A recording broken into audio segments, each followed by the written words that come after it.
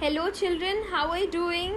This is exam time and I hope that you are geared up for your exams. So, I am back with the fourth lecture of class 9th Biology chapter 1.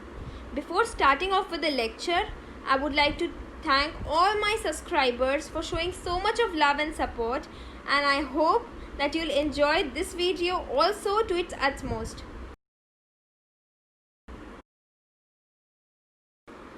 So without much ado, let us know the topics that will be covered in this lesson.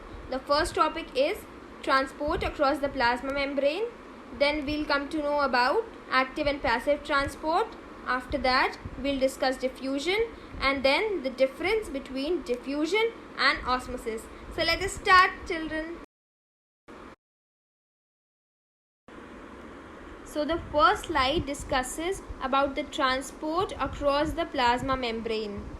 Plasma membrane is of two types, semi-permeable and selectively permeable. Just mark these words. These words are extremely important. The first word is semi-permeable and the second word is selectively permeable. Plasma membrane is said to be semi-permeable when it allows the passage of only the solvent but not the solute. It is called semi-permeable when it allows the passage of only the solvent and not the solute, whereas it is called selectively permeable when it allows the passage of solvent but only some specific solutes. Got to know the difference? पहली चीज़ क्या थी? Semi-permeable. Semi-permeable was when the plasma membrane allows the passage of only the solvent particles. Got it? Selectively permeable क्या थी? Selectively permeable was when it allows the passage of solvent but it allows only specific solutes to pass through it. Got it, children? Now children, let us move on to the next slide. The next slide discusses active and passive transport. अब देखिए ये दोनों चीज़ें बहुत ही simple है. Active transport is when substances pass through the plasma membrane with the expenditure of energy. जब energy लग रही है, with the usage of energy, substances are passing through the plasma membrane. It is the active transport. Passive transport कब है?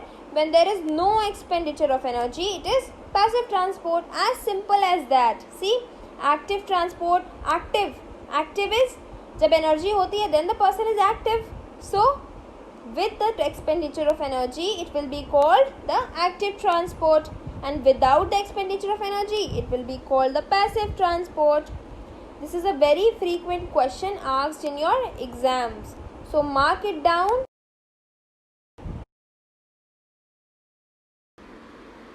Let us move on to the next slide, children. Next slide discusses diffusion and its importance. What is diffusion? The movement of a substance, be it solid, be it liquid, or be it gas, from the region of the high concentration to its low concentration.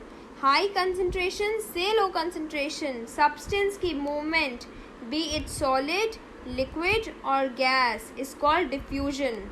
Diffusion के बाद क्या होता है? The substance is spread uniformly in the given space. So it is uniformly spread in the given space. This is diffusion. Again I repeat, what is diffusion? Diffusion is the movement of substances, be it solid, liquid or gas, from the region of its high concentration to the region of its low concentration, so as to spread uniformly in a given space, is diffusion. Mark my words, these are extremely important. The definition of diffusion is a very frequent question in your exams, so mark it down. So let us move on to importance of diffusion. How is diffusion important? It is important because it helps in the intracellular distribution of substances. Distribution of substances within a cell is done with the help of diffusion. Diffusion also helps in osmosis. Come on, tell me kids, what is osmosis? Osmosis is the movement of water molecules from the region of high concentration to the region of low concentration with the help of a semi-permeable membrane. Now kids, compare the definition of diffusion and osmosis. What will you get to know? It's just that osmosis is another type of diffusion which takes place with the help of semi-permeable membrane, whereas diffusion in particular does not require any membrane. Diffusion also helps in gaseous exchange in plants. Now come on, tell me a quick question. In a plant, what helps in diffusion? Come on, answer that. In a plant, what helps in diffusion? Particularly the exchange of gases. Yes, you are absolutely right, that is stomata. It also helps in transpiration within a plant and aroma. What is aroma? Aroma is the sweet fragrance. When you light some incense sticks and put them in the corner of a room, after some time, what do you notice? The aroma of the incense sticks spreads across rooms, across your house. That is diffusion of gases. Got it? Now remember, just a few minutes back, I told you to compare the definition of diffusion and osmosis. Now we'll come to know about the differences between diffusion and osmosis. So let us proceed. Diffusion, as the definition says, takes place in solid, liquid as well as gaseous medium, whereas osmosis takes place only and only in liquid medium. Compare the definitions and you'll come to know about that. The next difference is diffusion equalizes the concentration. जब आप incense sticks जलाते हैं in the corner of a room, it equalizes after some time in the whole of room, whereas osmosis does not equalize the concentration of a substance. The next is the most important difference. Diffusion does not require any semi-permeable membrane. It does not require any membrane, whereas osmosis requires a semi-permeable membrane. Again, if you compare the definitions carefully, you'll get to know about all the differences. It's so very easy.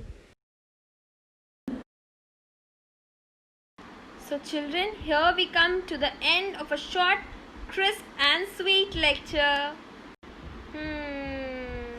So I think I'm forgetting something. What is it? Yes, it's the quiz time. So children, are you all set for the quiz? Here comes the first question on your screens. The first question says, it's a type of membrane which allows only solvent to pass through it. You all have to identify the membrane which allows only solvent to pass through it. And your first option is semi-permeable membrane. Your second option is selectively permeable membrane. Your third option is restricted membrane, or none of the above. So, my dear children, you have 5 seconds to answer. 5, 4, 3, 2 and 1. Time's up. And yes children, you are right. The correct answer is semi-permeable membrane. Gear up for the next question children. The second question says diffusion. Diffusion requires a selectively permeable membrane, a semi-permeable membrane. It does not require any membrane or can take place through any of the above. Be cautious, read the question twice and then answer. I repeat it for you. Diffusion requires a semi-permeable membrane. The second option is it requires a semi-permeable membrane. It requires a selectively permeable membrane. It does not require any membrane or can take place through any of the above. Got the question?